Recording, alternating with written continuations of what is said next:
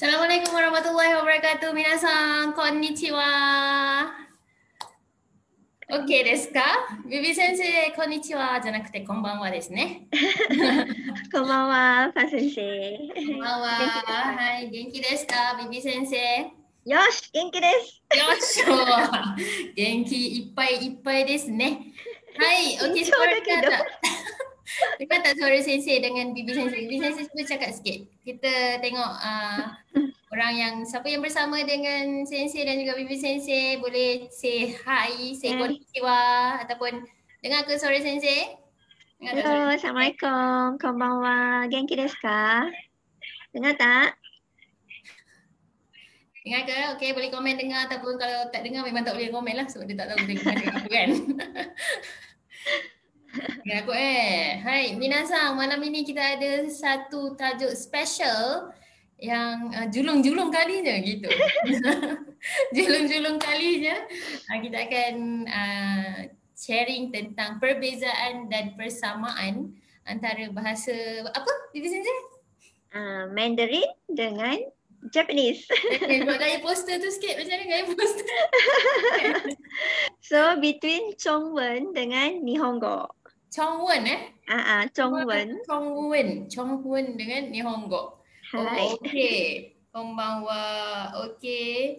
Siapa yang bersama sensei tolong komen sikit Yosh ke kan? Siapa yang ada, siapa yang tengah dengar dan akan dengar sampai habis, komen sikit Yosh kat bawah. So that sensei boleh baca komen anda. Okey. Bibi sensei pun akan baca komen anda juga malam ni. So sensei bersama dengan sensei Fadila sensei. Cakap Jepun dan Fadila sensei des. Bersama dengan Bibi sensei daripada tim Cakap Jepun juga. Bibi sensei merupakan salah seorang sensei yang mengajar di Cawangan Bangi sebenarnya. Kan Bibi sensei, Cawangan Bangi. So, Kita ada 3 branch. Okay, kita ada kelas di Shah Alam, di Wangsa Maju dan juga di Bangi dan juga kelas online lah. Kelas online tu anywhere lah. Tapi Bibi sensei mengajar di Cawangan Bangi. Okay? Siapa ada student Bibi sensei tak kat sini? Kamu ada student Bibi sensei kat Setakat ni sini? tak nampak lagi. Tak nampak lagi Tapi dah ada konbanwa ni. Ada ni hao dah. Ni hao. Ni hao. Ni hao jawab dia, ni hao tu soalan ke? Oh, ni hao mak baru soalan Dia boleh lah. Dia macam, contoh macam kita, dalam Nihongo pada, kalau formal kan, genki desu ka? Tapi kalau kita genki, kalau intonasi dia macam soalan, dia jadi soalan lah. Oh, okay. So kita tak tahu dia punya intonasi apa ni Dia kalau first kan, dia first je baru komen. Mungkin dia bertanya lah, ni hao. Okay, ni hao. Wahan hao, macam tu? Wahan hao, yes. Wahan hao. Wahan hao tiba kan? Okay, so kita ada 30 orang bersama dengan kita malam ni Bibi Sensei. Mungkin kita dah boleh start lah. Malam ini live Sensei dengan Bibi Sensei akan ceritakan tentang Mandarin versus Japanese. Siapa yang dekat sini yang tengah dengar live sekarang ni yang belajar salah satu bahasa Mandarin ataupun belajar bahasa Japanese ataupun orang yang belajar dua-dua bahasa, tu pun best juga. Boleh komen. Ataupun dua-dua pun tak belajar juga. Belum lagi. InsyaAllah. Ada niat tu nak belajar tu yang penting. Okay. So malam ini kenapa kita jemput Bibi Sensei dengan tajuk itu? Sebabnya Bibi Sensei merupakan orang yang boleh berbahasa, kedua-dua bahasa Mandarin dan Japanese dengan fasih sekali. Yes. InsyaAllah. Okay. So sebab itulah kita nak jemput Bibi Sensei. Memang kalau dekat cakap Jepun pun rasanya Bibi Sensei seorang je kot yang boleh berbahasa Cina dan Mandarin. Kita ada lagi seorang Sensei, Wani Sensei. Wani Sensei dia boleh Korea. Dia tengah belajar bahasa Korea dengan Jepun. So menarik lah sebenarnya belajar banyak-banyak bahasa ni. Okay. Oh, adalah orang yang tengah belajar dua-dua bahasa. Maisang. Dua-dua dia tengah belajar. Dua-dua tidak tapi teringin. InsyaAllah Aini Sang. Adilah Sang ni tengah belajar dua-dua juga. Ni hao. Ni hao. Okay. Alright. So kita mulakan dulu dengan Jiko Shokai lah dengan daripada Bibi Sensei, dengan self introduction daripada Bibi Sensei. Yoroshiku onegai shimasu. はい、簡単で日本語なら自己紹介やります。はい、私の名前はビビです。ビビ先生と呼んでください。山梨大学から卒業しました。Sushin wa Penang de ima Sri Kembangan ni sunde mas. Okay, cukup lah. Sikit-sikit je. You faham ke tak? Bahasa Melayu pula.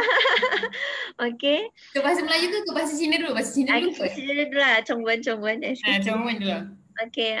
我的名字是马斯丽娜，可以叫我BB 老师。OK，我来自槟城，现在住在西贡邦岸。我有5个孩子，你tambahan. Oh, tambahan saya pun tak faham.孩子, nanti saya bagi tahu dalam bahasa Melayu. Apa dia sekali? 我有5个孩子。Umur 我有 anak. Yes. Saya pula excited belum faham. Okay. Konbanwa Anwar Sensei. Okay, so itu daripada bahasa Jepun pergi bahasa Cina. Bahasa Melayu pula. Okay, bahasa Melayu kita panjang sikit lah. Okay, nama betul. saya Mazlina Bibi binti Muhammad Aziz. Boleh panggil Bibi Sensei.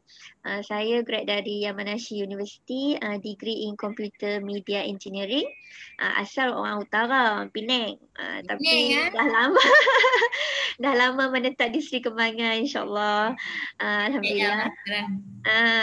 Saya ibu kepada 5 orang cahaya mata. Saya juga owner kepada Akarui Kids Childcare Center, saya buka taska. Saya juga buat bisnes kowe. Dan saya juga sensei di Cakap Jepun. Wah, ada berapa ni job ni sekarang ni? Sugoi je. Alah, ada 5 orang. Main job 2 je, yang lain-lain tu part time. Yang mana satu main dia? Main dia mak lah. So, mak aku ada 5 orang anak ni. Mak dengan owner taska. Dia orang tak tahu ada 5 orang anak Bibi Sensei ni. Hai, Ijo desu. Yoroshiku onegaishimasu. Yoroshiku onegaishimasu. Okay, siapa-siapa yang ada soalan untuk Bibi Sensei tentang tadi kan self introduction tadi, boleh tanya je dekat komen. Sensei akan bacakan, Bibi Sensei pun akan tengok juga. So, Bibi Sensei mengajar tadi kita sambung sikit self introduction lah. Okay. Mengajar bahasa Jepun di Cakap Jepun dah berapa lama dan macam mana boleh start bermula mengajar bahasa Jepun di Cakap Jepun? Actually minat nak mengajar tu memang dah lama. Sebelum join Cakap Jepun pun dulu waktu bekerja ada buat part time dekat UM. Belajar student-student yang nak fly ke Jepun. Sebab hari Sabtu je. Lepas tu bila dah full time housewife ni memang mencari-cari lah mana yang boleh nak join, nak jadi sensei. Lepas jumpalah Cakap Jepun ni. Jumpa dengan Haris-sang lah. Which is junior Bibi Sensei lah kan. So Alhamdulillah start daripada last year dah boleh commit. Dah merisik tu lama dah tapi tak boleh nak bagi full time commitment lagi. Alhamdulillah start last year dah boleh. Sampailah this year tahun kedua lah. Okay. So Bibi Sensei pun dah habis satu kos, 2 lah kan? Nak habis 2 kos lagi. Tinggal lagi 2 kelas untuk menghabiskan kos yang kedua ni. Ya, insyaAllah. Mudah-mudahan walaupun PKPB ni. Tapi 2 kelas yang terakhir kena sambung online lah Bibi Sensei. Ya, betul. So, tapi dah hari tu, hari Sabtu baru ni sempat lah kan? Sabtu baru ni. Sempat juga. Ada lagi 2 kelas yang akan di-online kan lah. So, Bibi Sensei mengajar di Bangi. Dah tahun kedua bersama dengan Cakap Jepun. Arigatou gozaimasu Bibi Sensei. Kochira koso arigatou gozaimasu. Tapi tu dari segi bahasa Jepun. Bibi Sensei ada mengajar bahasa Cina juga ke di mana-mana? Dulu ada waktu mula-mula buka taska ada part time sekejap dekat Tadika Melayu. So dia bukanlah mengajar sangat, dia more tu macam introduction pada anak-anak umur 5 tahun 6 tahun ni kepada bahasa Cina, bahasa Mandarin. Okay. So macam pergilah menari-nari, menyanyi-nyanyi lagu Mandarin dengan dia orang. Bila? Baru-baru? No, dalam 2 tahun lepas macam tu. Waktu tu masih bekerja. Mengajar budak tadika. Yes, budak tadika. Tapi itu short term lah, maksudnya pergi short sekali term je. Short term je. Suka-suka ambil pengalaman, ambil peluang, ambil ilmu, macam mana nak interact dengan anak-anak. Sugoi. Ada banyak ni orang komen ni, tak terbaca lah. Sugoi, gengs. Ya. たくさん仕事するね、ビビ先生。働きす So ぎ。ですね。 Okey. Macam mana nak masih tun? Laushi selalu tegur sebutan pinyin. Oh, dia dah tanya soalan Mandarin dah ni. Oh, macam mana nak fasih kot. Macam mana nak fasih tun Oh, kot. nak fasih tun. Okey, typo di Okay. sini. Konbanwa. Excited pula adakah sensei ini bakal sensei saya? Oh, dah ada. Oh, Mohon request. doa-doakan insyaAllah. Mohon request nama bibi sensei dekat borang anda kalau daftar kelas. Adilah ni sebab dia belajar 2 bahasa. Dia pun nak excited cikgu yang boleh belajar 2 bahasa ni. Naruhodo. Nihongo jouzu ni naritai desu. Ganbatte kudasai. Bibi sensei wa dochi ga saki ni master shita desu ka? Nihongo desu ka? Chugokugo desu ka? Ni ada orang tanya. Yang mana okey, macam mana bibi sensei boleh belajar 2 bahasa ni? Start belajar bahasa mana dulu? Belajar kat mana? Okay. Start memang daripada kecil, belajar Mandarin dulu. Okay, sejak bila tu semenjak umur 5 tahun, mak ni masukkan bibi sensei ke tadika Cina. Belajar sampailah tingkatan 3. Sampai ambil lah PMR bahasa Mandarin. Okey. Lepas tu daripada tingkatan 3 tu beralihlah ke sekolah asrama penuh. So start pada tu dah tak ada dah belajar Mandarin. Sampai dia ada 3 lah. Macam mana boleh tu mak sensei ni, mak sensei lah yang hantar sensei ke sekolah Cina. Kiranya satu maksudnya adik-beradik lain pun ke bibi Tak ada. sensei? Dia start waktu abang sensei tu belum lagi. Waktu sensei ni mak atas nasihat kawan-kawan sepejabat dia, kawan-kawan sepejabat dia kata kalau anak boleh berbahasa Cina sangat-sangat baguslah untuk masa depan dari segi peluang pekerjaan. Tengok mak sensei dia ikut nasihat kawan dia. Oh, ini zaman dulu punya kan? Zaman dulu punya cerita. So kita pun follow je lah, dah mak hantar sekolah tu kita pun belajar je lah kan. Bahasa Cina memang obviously akan boleh bercakap bahasa Cina lah kan. Ya betul. Lagi-lagi macam kita orang tinggal kat Penang. So kawasan rumah sensei pun kat belakang dulu ada perkampungan Cina. Komuniti Cina tu ramai. And kalau nak ikutkan, even orang yang tak pergi sekolah Cina pun macam pakcik-pakcik, makcik-makcik kan.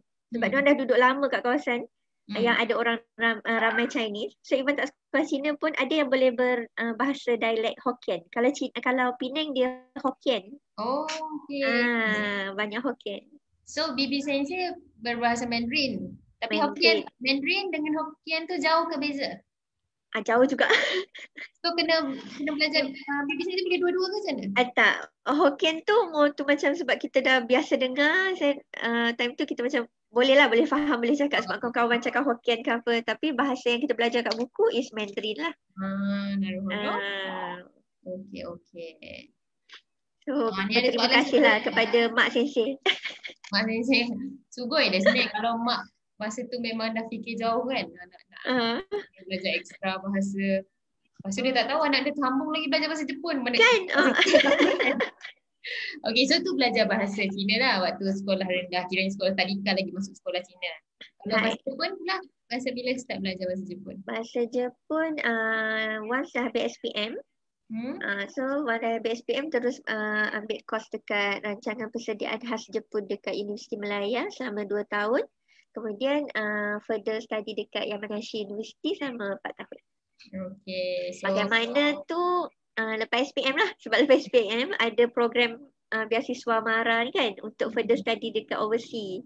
So ada banyaklah pilihan GPA kasih sama ada nak pergi Amerika ke, Russia ke, Japan ke. So sensei macam lebih ke arah Jepun lah sebab kecil-kecil dulu suka sangat tengok bukan K-drama, J-drama. Waktu tu J-drama. Ada satu ni nama Moero Attack. Dia drama sukan bola tanpa tim perempuan. Wow, tak tahu. Boleh cari Moero Attack. Moero Attack Hai. Kita tahu cerita tu. Moero Attack. Komen Hai. Moero Attack. Dia bukan kartun drama. Bukan. Dia ada kartun tapi yang saya tengok tu memang drama orang lah. Moero Attack Wow. Ada 60 orang yang bersama kita sekarang Bibi Sensei yang nak dengar sharing Bibi Sensei yang memang ramai yang kagum ni macam mana Bibi Sensei boleh berbahasa fasih. Sensei pun tak percaya sebenarnya. Sensei pun tak percaya Ada soalan ni. Bibi Sensei punya anak mahir berapa bahasa? Anak sensei mahir berapa bahasa? Itu satu kelemahan sensei. Yang boleh. Sensei tak pandai nak ajar. Kalau tak ada macam syllabus yang boleh di-follow ke apa, sensei tak pandai nak terus ajar anak. So anak-anak sensei memang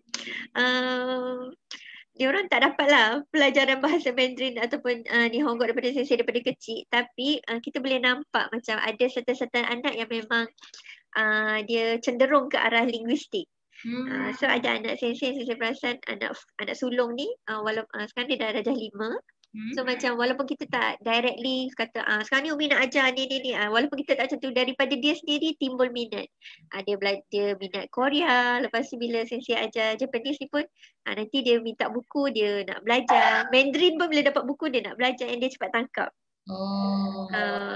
So belum lagi lah, dia orang belum mahir lagi. Boleh tu, insyaAllah. Tapi kalau husband sensei boleh berbahasa salah satu ke? Husband sensei BM dengan BI. Japanese sepanjang dah kahwin ni adalah beberapa kotobah yang dia dah hafal. Ayat Jiko Shokai pun dia dah pandai. Apa dia? Ayat Jiko Shokai pun dia dah pandai lah Japanese. Okay, kiranya dia tak ada basic lah, maksudnya bukan tak ada. Okay. So kalau nak ajar anak tu effort jugalah kalau nak ajar dua-dua. Dia tak tahu nak ajar mana satu Chinese ke Japanese? Kalau ada buku insyaAllah saya boleh. Kena form kan. Okay, ni kita tak masuk soalan saya lagi, baru soalan dekat komen-komen ni. Okay. GB Sensei, is it okay study Nihongo and Mandarin dalam masa yang sama? Takut confused.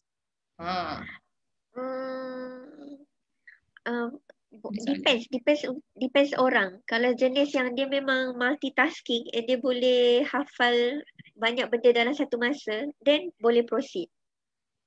Kalau macam contoh budak-budak kan, kita pernah tak tengok satu video ni yang budak tu baru berapa tahun mungkin 6 ke 7 tahun ataupun 5 ke 6 tahun kot, dia boleh sampai 9-10 bahasa. Kan? So dia depends on kapasiti otak kita lah macam tu. Kalau orang yang memang linguistik dia boleh buat. So cuba test dulu sendiri punya skill. Cuba buat, sebab sensei pernah cuba nak cuba belajar Korea sendiri, halfway tak boleh. So sensei mungkin jenis yang kena belajar satu and kena ada, tak boleh belajar sendiri, kena belajar ada circle, ada systematic. So dia depends on orang lah.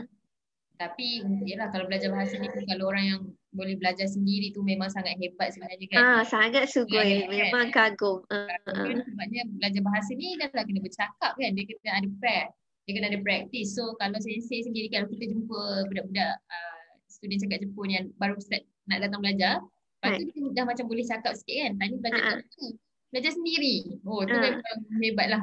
Kan sugoi ni. Tapi macam mana pun belajar sendiri lah, dia akan masuk kelas juga sebab dia tahu memang perlu juga kan. Betul. Dia akan start macam tak tahu nak apa route tu nak gimana kan. Betul. Okey. Ada ni belajar bahasa Arab dan bahasa Jepun dalam masa yang sama. Wah, alhamdulillah. Baiklah korang ni. Subarashi. Okey. Okey, kita sambung soalan saya pula. So di sensei habis form 3 tu kiranya dah tak menggunakan lah kan bahasa Cina tu. Macam mana di sensei maintain kan bahasa Cina? Dah lah belajar bahasa baru, belajar bahasa Jepun. Macam mana maintainkan bahasa Cina tu dalam tempoh masa sampai grade lah kiranya? Kalau dekat satu saya ambil ni dekat DAI, dekat Yamanashi DAI, kan kita kena ambil extra kelas untuk Tan-I untuk pointer. So saya ambil Mandarin. Senang lah. Memang Mandarin. So daripada situ selain daripada kita dapat pointer, kita dapat circle yang practice ni Chongwen juga, practice Mandarin. So daripada kawan-kawan, and then ada juga kan foreign student daripada China kan. Tapi dengan diorang agak struggle lah sebab sebutan diorang memang sangat pekat yang China punya Mandarin. Oh, okay. Macam kita dah jadi Malaysian sikit, kita dah mau tu Singapore punya Mandarin kan. So memang kalau dengan dia orang memang dah kena dengar lagi susah lah. Tapi I try to mingle around dengan orang yang bercakap bahasa Cina, ataupun kita dengar dulu YouTube pun tak berapa sangat dengar lagu Cina ke untuk maintain lah. Tapi sekarang memang boleh kata macam tadi ada soalan master yang mana dulu kan. Kalau dulu sebab start Mandarin daripada kecil, so memang master Mandarin dulu. Tapi sekarang sebab Mandarin dah lama tinggal, sekarang dah master Nihongo berbanding Mandarin. So macam up and down macam tu. Kiranya Bibi Sensei waktu pergi belajar kat Nihon, belajar di Jepun, kawan dengan orang Cina. Kiranya memfasihkan bahasa Cina juga dekat Jepun. Yes, at the same time. Sebab rasa macam sayangnya kalau lupa. Pergi Jepun, dia dapat fasih dua-dua. Dia dapat revisi Cina, mantapkan bahasa Jepun. So. Okay. And then, dia cakap, saya ada yang cakap saya belajar sendiri memang susah, saya perlukan bimbingan. Marilah masuk ke kelas kat Jepun. Kita ke jalan yang benar, insya-Allah. InsyaAllah. InsyaAllah, cuba. Biasa memang kalau belajar bukan belajar bahasa je sebenarnya kan. Kalau kita nak belajar apa-apa lah, sebenarnya circle tu sangat membantu kan. Nak buat apa-apa pun, bisnes ke, macam Bibi Sensei buat bisnes ke kan. Betul. Kalau ada circle support system yang sangat, sebab orang sekeliling kita semua buat benda yang sama. Maksudnya kita belajar bahasa Jepun, so kita pun nak belajar bahasa Jepun kan. So betul. Memang better cari circle lah untuk buat something tu. Okay. So seterusnya saya nak tanya Bibi Sensei tentang kerja lah. Sebabnya tadi Bibi Sensei tak ada cerita sangat lagi kan pasal kerja kan. Bibi Sensei pernah bekerja sebagai Japanese speaker dan Mandarin speaker pada waktu yang sama. Dalam IT helpdesk. Dalam IT helpdesk, kerja IT helpdesk, tapi position sebagai Japanese speaker dan Mandarin speaker. So boleh tak Bibi Sensei cerita sikit pengalaman kerja? Gunakan dua-dua bahasa tu. Apa job tu? Lepas tu macam mana? Okay, actually waktu masih bekerja dengan corporate ni memang pernah buat dua kerja lah. Satunya IT helpdesk yang paling lama, and then procurement sikit-sikit. Yang banyaknya guna Japanese, tapi adalah dalam setahun macam tu ada buat Japanese dengan Mandarin dan masa yang sama. Tapi yang Mandarin tu tak banyak sangat lah call yang angkat. Cuma memang sebab kita macam sentiasa on macam headphone kan. Bila call masuk, kita nampak kat display, call Mandarin masuk. Time tu juga kita nak kena switch. I need to talk in Mandarin je tu. So greetings pun dah lupa dah greetings je. Tapi greetings pun kena terus dalam Mandarin. So something yang agak pengalaman yang bagus lah. Alhamdulillah. Tapi kalau kata memang boleh buat lama lagi, insyaAllah boleh lagi top lah, sebab tak ramai yang boleh buat dua bahasa dalam satu job role macam tu lah untuk IT helpdesk. Untuk procurement pula, kalau ikutkan memang betul-betul jaga Japan je. Cumanya procurement kan kita deal dengan supplier apa semua kan. So bila ada supplier yang daripada China ke apa, dia orang macam surprise lah. Support Japan tapi boleh cakap Mandarin. So macam in terms of macam untuk kita gain trust, bila ada extra bahasa tu sangat membantu. Yang paling obvious ni lah language allowance lah. Dia dapat dua language allowance. Dapat dua lah. Subhanallah.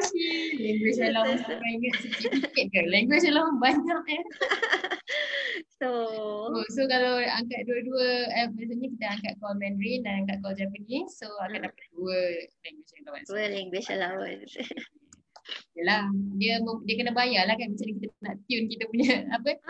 Memang macam robot dia macam tune. Boleh pula aku buat macam tu dulu ya.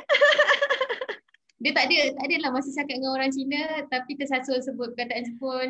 Tersasul kadang tu bila sebut numbers. Kadang-kadang kan macam kita orang kena bagi tahu, contohlah password ke apa kan ada numbers kan. Dia nak sebut God tu sebut O. Dia sebut Mandarin. Susah. Adalah pandailah cover lepas tu.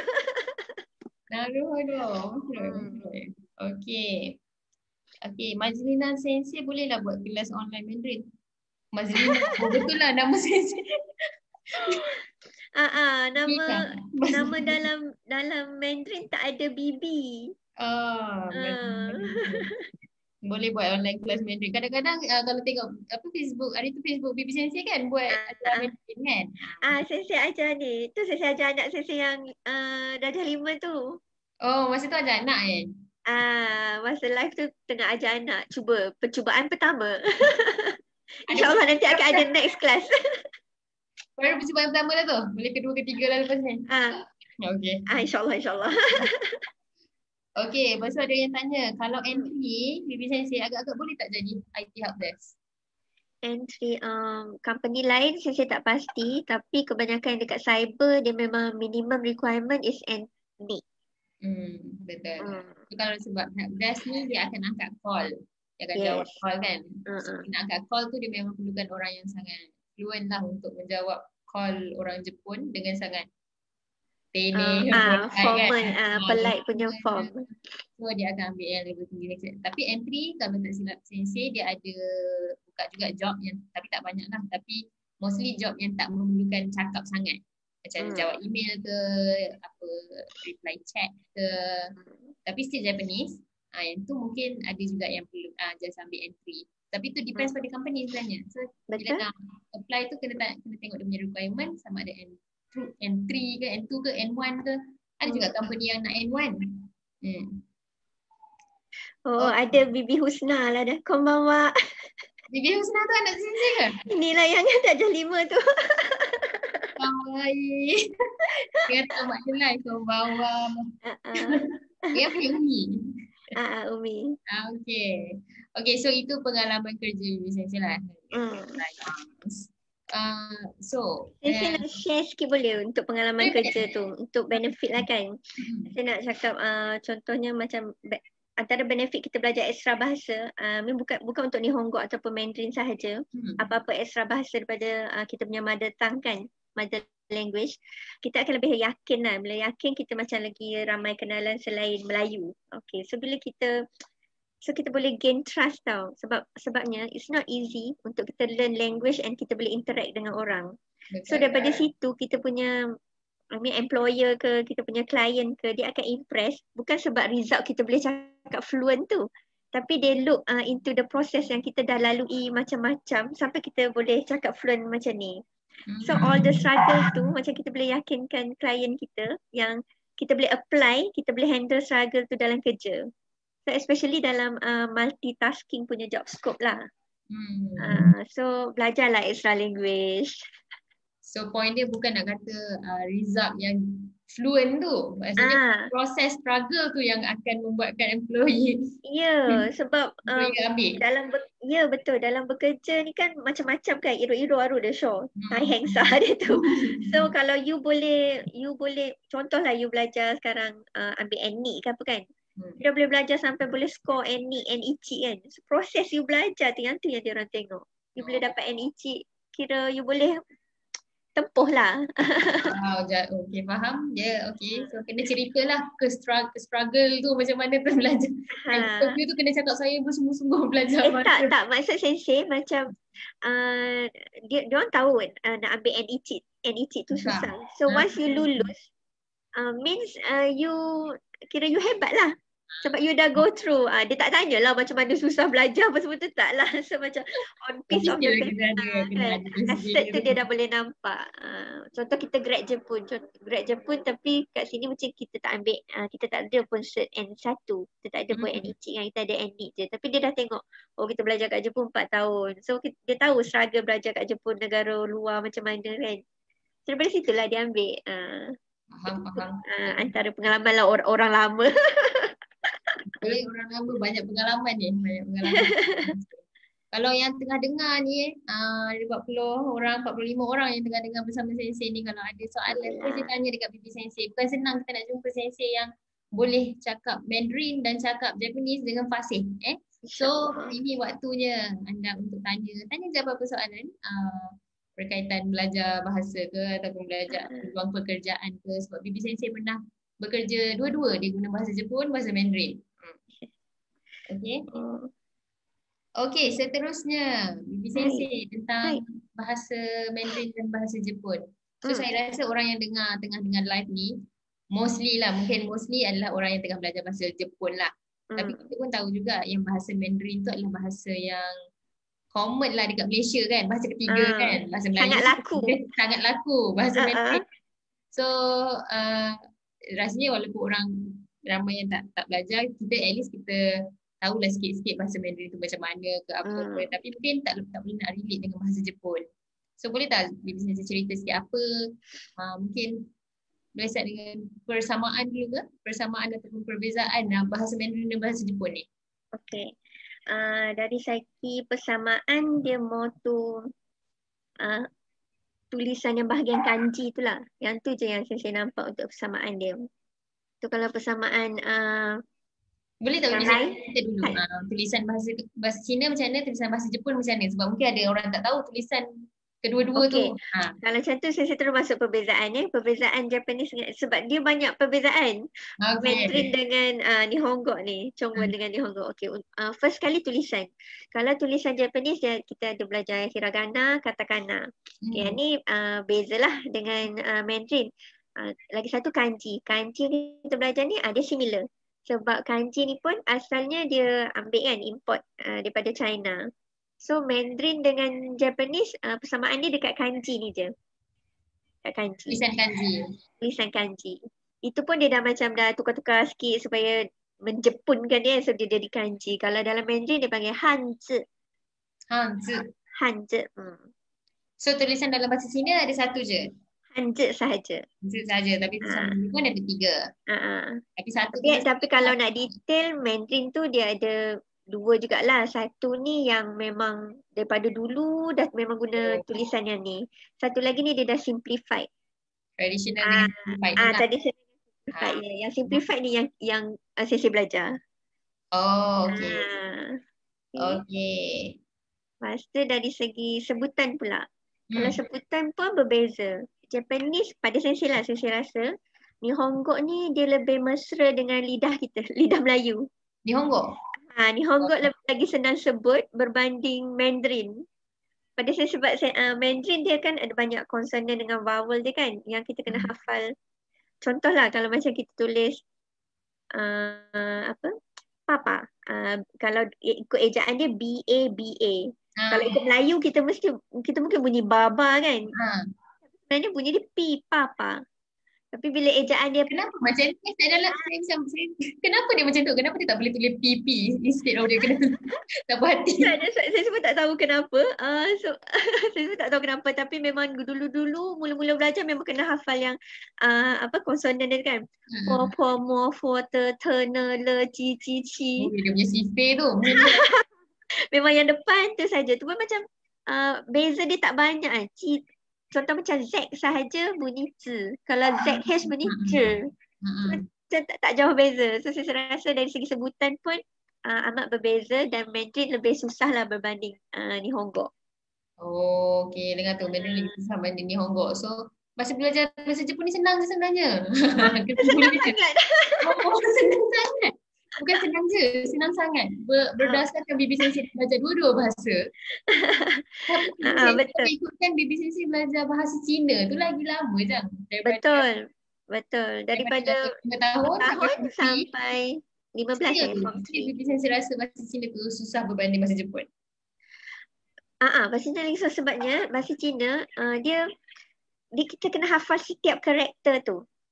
Kalau Nihongo setiap kanji tu lah. Dia tak boleh nak eja. Kalau macam Nihongo, kita ada hiragana, kita dah hafal hiragana, kita boleh eja benda tu kan. Worst case bolehlah minta tulis hiragana je belajar kan. Kalau kata Mandarin ni, satu karakter tu kita hafal terkurang satu stroke, dah totally different meaning, different sebutan. Semua salah. And then even bila dia campur-campur karakter satu dengan karakter dua pun akan jadi different meaning. Contoh paling senang lah kalau untuk sebutan saya ajar untuk Mandarin contoh untuk MA. Dia dah lah sebutan, ini intonasi pula, dia ada 4 intonasi asas kan untuk Mandarin. Okay. Kita beritahu juga kat korang ni assume semua orang tak tahu sebab okay. Saya pernah belajar dalam Mungkin ada yang tak pernah belajar langsung Mandarin. Mandarin ni ada Okay. tone, dia ada nada kan. Dia ada nada. Dalam bahasa Mandarin, benda paling asas kita kena tahu dia ada 4 nada yang kita kena hafal. So dia ada nada mendatar, nada naik, nombor 2, nombor 3 nada ni pendek lah, singkat je. Yang keempat ni nada dia menurun, tegas. So contohlah kalau kita ambil huruf A bunyi dia A. So kalau 4 nada ni, contoh nada pertama dia akan jadi A. Nada kedua dia jadi A. Nada ketiga dia jadi A. Pendek je. Nada keempat dia jadi A. Dia macam menurun, tegas. Okay. Bila kita tambah M kat depan, okay, ma lah, M-A-Ma kan. Okay, cuba nada pertama. Ma. Ma maksud dia ibu. Oh, bukan ni hao ma punya ma. Ni hao ma punya ma pun boleh juga. Okay, ni saya tunjuk ni ma yang ibu, mama. Mama tu ibu. Okay, ma. Okay, kalau yang intonasi kedua, nada kedua. Ma. Ma ni dia bahasa Mandarin ya. Semua orang kat rumah tu ikut ya. Repeat to after me. ikut laushi. Kita cakap Mandarin hari ni, bukan cakap nada kedua, ma. Meninggi ke kita atas tu. Ma. Dia kanji pun berlainan, maksud dia kebas. Kebas. Okay. Kita show her ma, tangan si kebas, ma. Okay. Tapi kalau ma, pendek dan ringkas kan. Ma, macam tu je. Maksud dia kuda. Okay. Okay, bila nada yang keempat, ma. Ma, macam marah lah, ma. Memang maksud dia marah pun. Maksud dia marah? Marah, ma. Okay. Cuba sini ni. Mak kuda marah kebas. Okay, cuba mak kebas marah kuda. Mak kebas marah kuda Okay. Mama. Mama je lah. Mama je lah. Mama je lah. Wow. Okay, so 4 nada huruf yang sama, nada lain tu menentukan bahasa lain lah. Nak cakap bahasa Mandarin punya susah. Sebenarnya dapatlah bayangan sikit sebab saya pernah pergi kelas Mandarin kan. So memang sekali memang saya Lausha tu akan ajar nada kan. Betul. Wow, nada banyak ke? Nada yang belajar. Okay. Okay, itu bahasa Cina. So bahasa Jepun? Bahasa Jepun tak ada nada lah. Kalau untuk yang basic tak ada nada kan. Kalau macam kita dah advance baru dia ada nada-nada dia sikit supaya nampak lagi kejepunannya kan. Nada nada tu tidak menentukan salah maksud ke apa lah. Tak ada salah maksud. Cuma nak tengok kita ni Jepun enough ke tak, macam tu je. Betul. Okay. Lagi satu beza Japanese dengan Mandarin yang ketara, struktur ayat dia lah yang saya nampak. Contoh kalau struktur ayat untuk Mandarin, dia always subject dulu, kemudian verb, kemudian baru objek. Contoh subject, verb, object. SVO. Contoh 我吃饭, saya makan nasi. 我吃饭. 我吃饭, saya makan nasi. Okay. Kalau Nihongo, dia terbalik sikit kat belakang dia. Dia subject, object, verb. Verb dia mesti kat belakang. Okay. So dia akan jadi watashi wa gohan o tabemasu. Okay. Cuba tulis sikit yang tengah dengar ni. Cuba tulis sikit ayat bahasa Cina tadi dengan ayat bahasa Jepun. 我吃饭. Betul tak?吃饭, yes, betul. 我吃饭 dengan watashi wa gohan o tabemasu. Okay, so cuba tulis sikit. Tengok betul tak? Nanti Lausha akan check. Bahasa Thai pun ada banyak nada. Betul tak? Bahasa Thai pun ada nada. Siapa belajar bahasa Thai?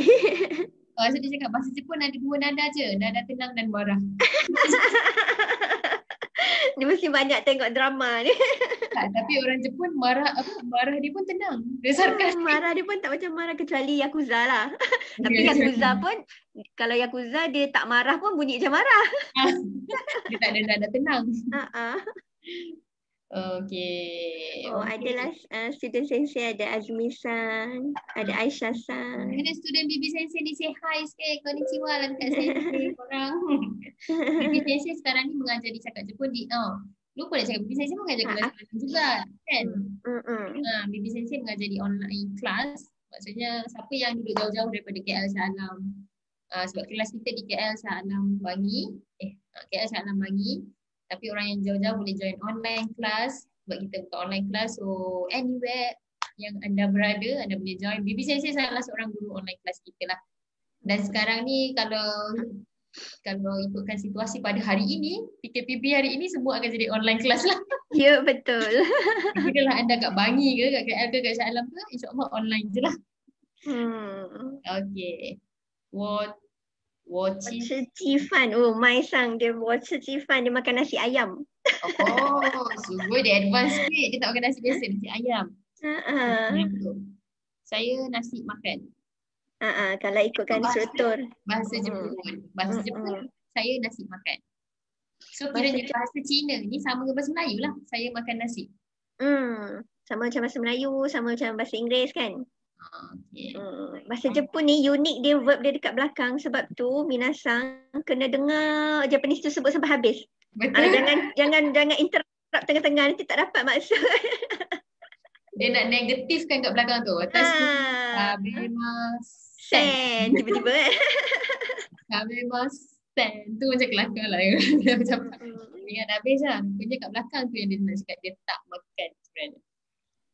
Hai Sensei, hai. Bibi Sensei waktu belajar bahasa Jepun dulu senang tangkap tak? Sebab Sensei dah belajar Mandarin. Senang tangkap. Senang tangkap, betul. Tapi bila belajar kanji, kadang-kadang confuse lah. Sampai Sensei kepada Sensei kadang macam saja perli. Bibi, kita tengah belajar Nihongo, bukan belajar Mandarin. Sampai sekarang saya ingat Sensei tu.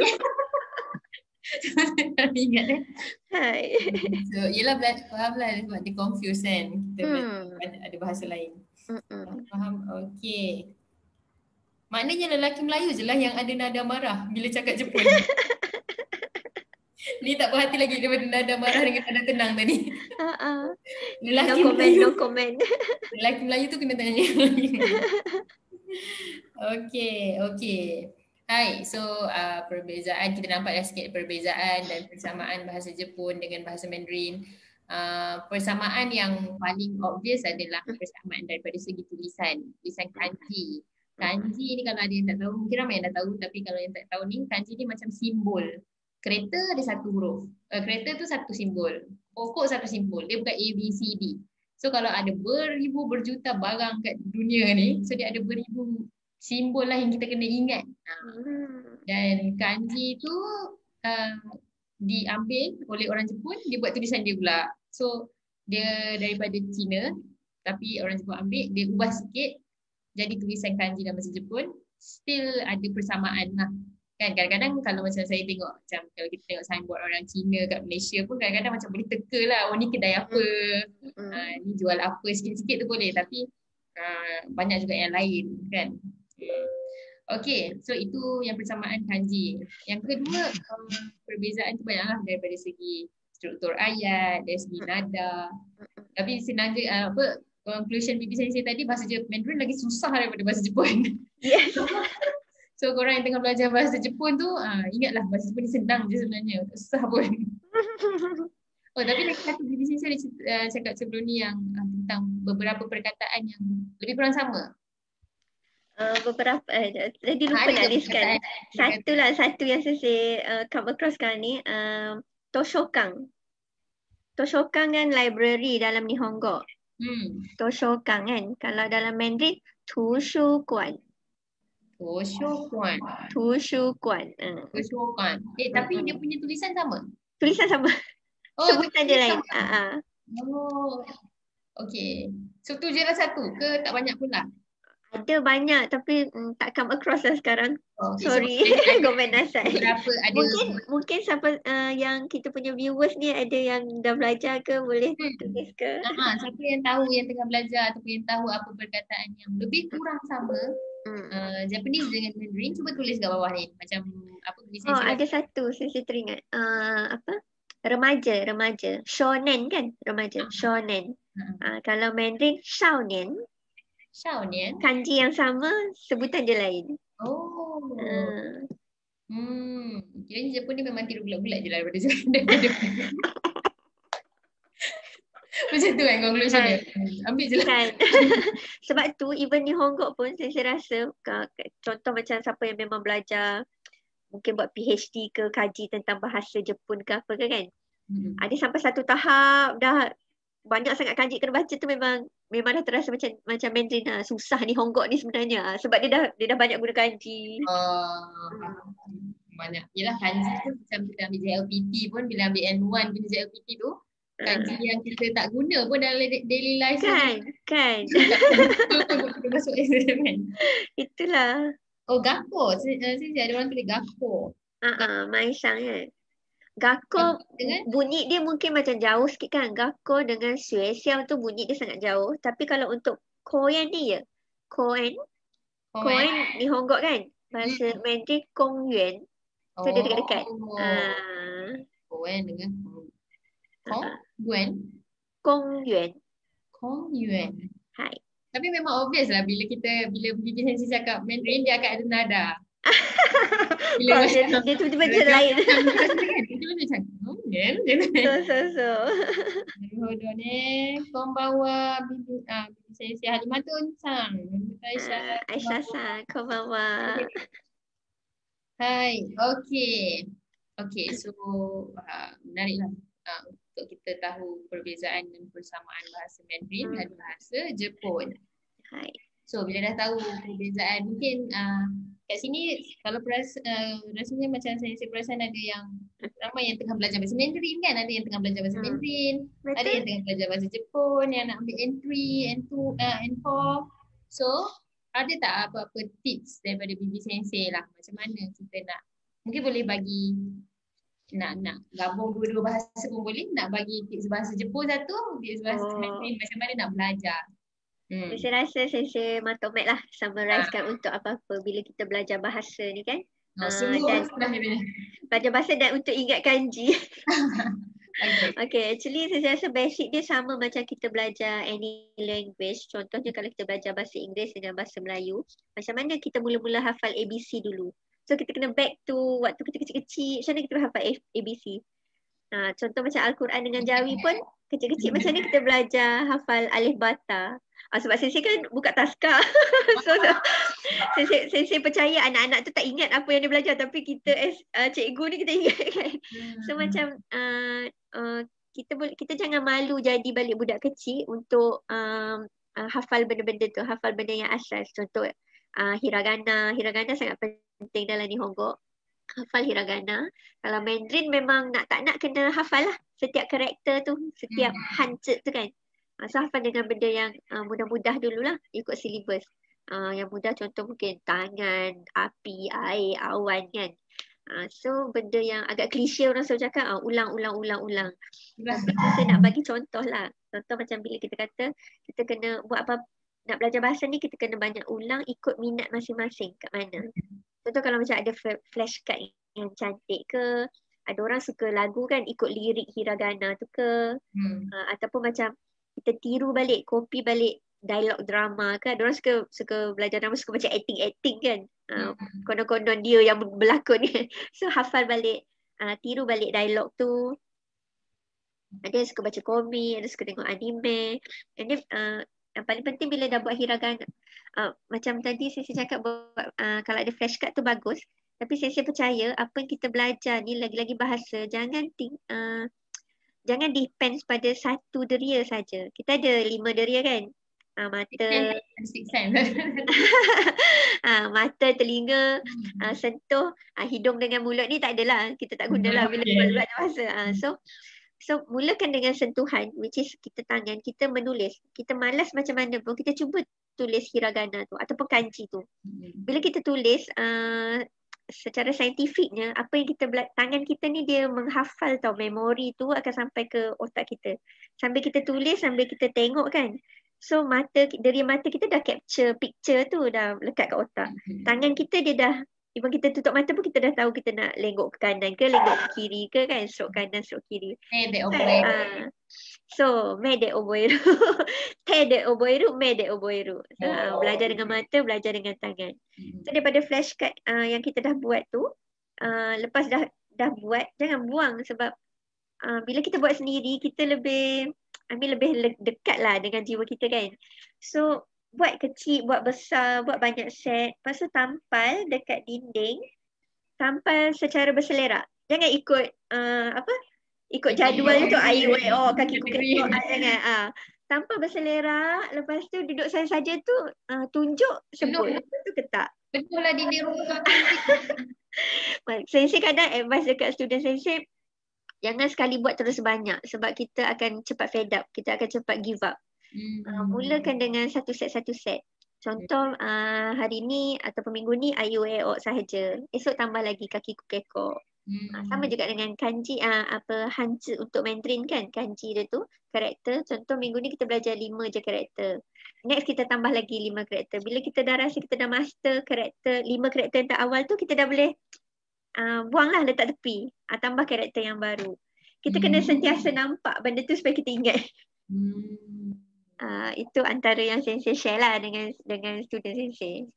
So tu basically untuk hafal tulisan lah kan sensei kan. Hiragana, kalau bahasa Jepun kita ada hiragana, kita ada katakana, kita ada kanji. So yang memang soalan paling FAQ lah, frequently asked question orang daripada student bahasa orang yang belajar bahasa Jepun ni, macam mana nak ingat tulisan tu lah. Ada 3 tulisan yang kita kena hafal untuk bahasa Jepun. Tapi still dia sebab dia ada ABC, dia ada hiragana dan katakana tu membantu. Berbanding dengan Mandarin dia hanya ada kanji je. So memang hafal kanji je. Tapi di Jepun dia ada dia punya ABC. So hafal ABC dia ada 46 huruf dan cara dia memang kena tulis dan tengok. So sebab ada juga tahu orang yang student yang cakap, saya tak boleh, saya tengok je saya boleh baca tapi saya tak boleh tulis. Macam mana tu? Kalau macam tu macam mana? Itulah kena paksa cuba imbas balik dulu belajar alif bata macam mana. Nak tak nak kita kena juga tulis so that kita boleh ingat. Tapi tengok orang lah, setengah orang dia jenis picturistic. Bila picturistic dia memang dia sangat tak boleh menulis. Dia capture gambar je terus dapat. So nak tahu anda jenis yang mana? Dekat kita sebenarnya kita ada buat satu JPR ni tahu BB Sensei. Kita ada performance review. JPR. Yang ada orang-orang yang berminat nak join kelas boleh kita ada pinkan kelas free kelas bahasa Jepun tu. Nanti siapa yang join tu akan dapat satu program satu lagi yang namanya Japanese Performance Review. Dekat Japanese Performance Review ni kita buat test untuk tahu level, first kali level bahasa Jepun dia. Kalau dia dah ada basic, sekiranya dia level 1 ke 2 ke 3 ke macam tu. Bukan JLPT level. JLPT jugalah lebih kurang, tapi nak tahu dia punya sama ada basic dia tu boleh pergi kelas mana kan. Satu lagi kita akan buat test apa jenis orang dia tu. Macam Bibi Sensei cakap tadi, adakah dia tu orang yang belajar dengan mendengar atau belajar dengan melihat atau belajar dengan area mana. So dalam tu pun ada juga yang ni Haris Sensei yang akan explain. Haris Sensei yang akan explain lah benda tu. So siapa yang berminat boleh join lah kelas boleh join program tu sebab dia akan tunjuklah macam mana kita. Kadang-kadang kita pun tak tahu kan bila kita nak betul. Kita tak tahu pun sebenarnya kita orang yang audio. Sampai ada orang dia mix dia audio dengan picture. Macam Sensei sangat malas menulis. Sensei memang orang yang audio. Kalau dulu Sensei suka bahasa. So Hindi pun Sensei suka. Dulu banyak tengok cerita Hindi, suka lagu-lagu dia. So Sensei sampai ada dengar lepas tu Sensei salin balik lirik dalam alfabet lah, dalam Rumi. Sebab nanti nak ikut nak karaoke sekali. So saya dengar, saya tulis. Saya tulis. Min boleh minta nyanyi lagu Hindi satu lah lepas ni. Damai. Menarik nak try JPR. Boleh try JPR. Masalahnya tak faham walaupun baca One Piece dalam tulisan Jepun. Apa ni? Lupa Sensei tahu ada rutan. Kalau Sensei genki desu ka? Genki desu yo. Izzy-san genki desu ka? Okey, rasanya kita pun dah hampir ke pukul 10 dah Bibi Sensei. So dah sedih, hayal dah. Sebelum ni rasa apa nak cakap dalam masa sejam ni. Bibi Sensei risau nak cakap apa ya, confirm tajuk yang best lah sebab memang tajuk yang rare lah. Orang nak tahu kot apa beza, apa persamaan. Dan mungkin tadi kita tak sentuh tentang peluang pekerjaan kan. Kalau macam peluang pekerjaan, ramai je orang yang mungkin dah aware kalau kita ada ekstra bahasa, kita akan insya-Allah peluang tu lagi cerah.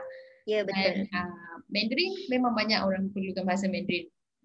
BMBI macam company sekarang dia nak je BMBI Mandarin, BMBI Mandarin kan.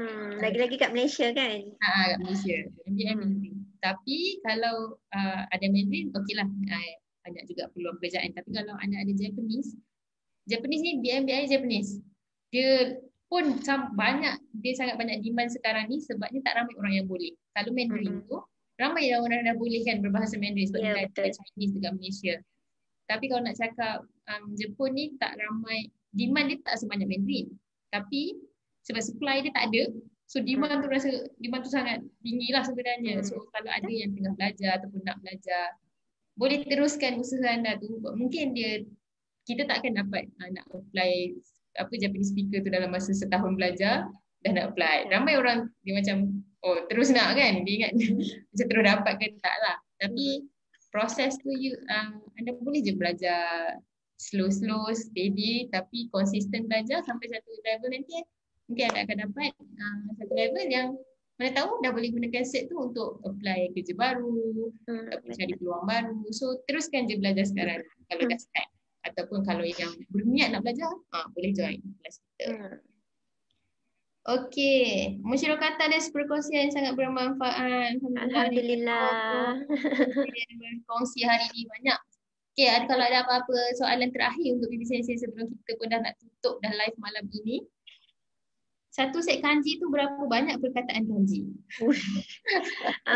Mungkin sebab dia ambil daripada yang saya terangkan tadi kot. Maksud saya yang untuk nak hafal, kita yang tentukan set kanji. Contoh kita nak ambil 5 perkataan untuk set hari ni kita nak belajar. Kita ambil lah tanah, api, air, hujan, awan. 5 ni. Satu set ni 5 ni je. Next day ataupun next week kita tambah 5 kanji lain pula untuk set yang kedua. Yes, Bibi nanti cakap set untuk kanji tu adalah yang kita tentukan. Kita tentukan sendiri banyak mana kita nak hafal. Satu set tu kategori warna, satu lagi binatang, satu lagi anggota badan. So kita setkan, kita yang tulis flashcard tu, kita lah yang hafal. Kita lah yang hafal. Dan jangan kita yang lupa. Kalau kita dulu belajar waktu persediaan, 1 hari 1 kanji. Kan? Waktu kalau siapa ingat lah, waktu dekat UM dululah. Satu hari 1 kanji. Dia ada satu buku tu, Ichi apa ada satu buku tu memang 1 hari 1 kanji memang kena tulis. Satu je ke Bibi Sensei? Kenapa saya rasa kita macam belajar banyak je 1 hari? Untuk yang ni kot kan kita ada Ichi Nensei, Ni Nensei kan dekat UM. Ada mula-mula tu memang ada satu buku tu 1 hari 1 kanji. 1 kanji tu dia terus ajarlah Oyomi, Kuyomi, apa yang bersangkut-sangkut dengan dia. Saya ingat 1 hari ada 20 kanji yang kita belajar. Itu je. Ada jugalah. Tapi itulah yang kita preparation tu sebab nak fly ke Jepun. So pressure dia tinggi lagi. Tapi anda yang sedang belajar sekarang, saya percaya yang belajar sekarang ni bukannya sebab nak kena push untuk pergi Jepun. Sekarang ni nak pergi Jepun pun tak boleh. Betul. So, yang belajar tu belajar dengan seronok-seronok. Belajar dengan seronok tapi berhasil. Jangan seronok-seronok je tapi tak ada hasil. So have fun belajar bahasa Jepun. Tapi ada muteki lah, ada goals. Kiranya kanji, nak belajar 1 hari 1 pun tak apa. Setahun dah dapat 365 kanji. Betul, banyak dah tu. Banyak dah tu, 365 tu dah level N4 dah. Kan? Betul. Okey, setuju. Kanji Mutsukashi, belajar kanji sendiri. Wah, gambar tek kudasai. Saya 1 hari 5 hingga 10 kanji. Oh, subhanallah. Goi ni Lukman Sang. Lukman Sang ni kelas ni. Kelas sama Sensei. Gambar tek kudasai. Okey, so Debak. Tiba-tiba Korea keluar. Debak. So Bibi Sensei mungkin ada saya guna hitung foto kepada yang tengah mendengar, yang tengah belajar kan, belajar bahasa Mandarin ataupun belajar bahasa Japanese Jepun sekarang ni, tak apa-apa kata-kata terakhir. Okay, kata-kata terakhir, aku sharing ni moga bermanfaat. Apa yang saya cakap tu pada pendapat Sensei je lah. Mana lagi susah, mana lagi senang, semua tu. Tapi apa-apa pun back to diri sendiri juga. Di mana bila kita ada passion, kita akan lebih kreatif dan kita akan buat apa sajalah untuk kita nak boleh dapat language tu. Dengan apa cara sekalipun kan. Kita nak dengar lagu ke, kita nak tengok anime ke, kita nak membaca ke kan. So yang penting cari minat kat mana, and jangan terpengaruh bila orang kata yang tu susah terus, alah Sensei cakap tadi susah, tak nak lah saya dah belajar, saya stop lah. Jangan macam tu. Setiap orang tak sama, berbeza-beza capability dia kan. Gambar kudasai mesti boleh punya. Buat sampai boleh. Buat sampai boleh. Okey, arigatou gozaimasu Sensei. Hai, terima kasih banyak-banyak. So kepada semua yang join malam ni, boleh tak share dengan Sensei siapa yang anda dapat, boleh tulis kat komen ke untuk Bibi Sensei kan. Mungkin lepas ni ada request nak tahu perbezaan bahasa apa dengan apa, mungkin kita boleh buat bahasa Jawa dengan Jepun. Mungkin kita boleh cari Sensei yang bertahu berbahasa Jawa. Ada kot kan? Ramai je orang boleh bahasa Jawa kan. Sebenarnya sebab Sensei sukalah share bila kita banyak bahasa ni memang banyak benefit kan. Dan salah satu yang saya pernah tulis dekat Facebook Sensei pun, banyak bahasa, cara untuk mengelakkan nyanyuk adalah belajar bahasa. Mengelak. Sebab belajar bahasa ni dia memang menggerakkan sel-sel otak kita. Dia pusing. So memang bagus untuk ratio otak juga belajar bahasa ni. So kalau bukan untuk goals kita nak cari kerja baru ke, nak ni ke, belajar bahasa ni sendiri dia memang bagus untuk kita punya otak. So boleh je belajar bahasa, nanti jumpa orang, kalau belajar bahasa Mandarin jumpa orang Cina, try tegur-tegur bahasa Cina kan. Baguslah. And it's never too late to learn new things. Oh betul. Kan? Banyak orang yang boleh berbahasa Jawa. Maisa boleh bahasa Jawa. Sugoi deh. Okay, so saya rasa itu sahaja untuk malam ini. Terima kasih kepada semua yang bersama Sensei daripada awal sampai habis. Kita rasa ramai juga yang bersama kita malam ni. Terima kasih banyak-banyak minasang. Terima kasih minasang. Minasang arigatou gozaimasu. Sisi Tatya. Bibi Sensei mo kyou arigatou gozaimasu. Mata yoroshiku onegaishimasu. Kochira koso yoroshiku onegaishimasu. Pak Sensei pun sasuga moderator. Hilang dah buat sembang sampai tak cukup masa. Dia punya gas tu yang penting. Gas dia kena. Hai, gambarimashou ne. Gambarimashou. Chayo, chayo. Chayo, chayo. Chayo, chayo. Terima kasih banyak-banyak. InsyaAllah kita jumpa lagi di mungkin di live yang lain. Siapa yang join Sensei live sekarang ni, dia yang pertama kali join ke live Facebook Cakap Jepun akan ada setiap hari Isnin pukul 9 malam. Isnin 9 malam. So tajuk kita akan berubah-ubah. Kadang-kadang ada Sensei lain juga yang akan join. So pastikan anda dah tengok update lah apa tajuk kita setiap minggu. So insyaAllah kita nak share benda-benda yang boleh memberi manfaat kepada semua yang mendengar. Okay? So itu sahaja. Terima kasih banyak-banyak. Okay, arigatou gozaimasu Bibi Sensei. Arigatou gozaimashita. Otsukaresama deshita. Hai. Hai. Lagi insyaAllah. Assalamualaikum. 再见。再见。再见。またね。またね。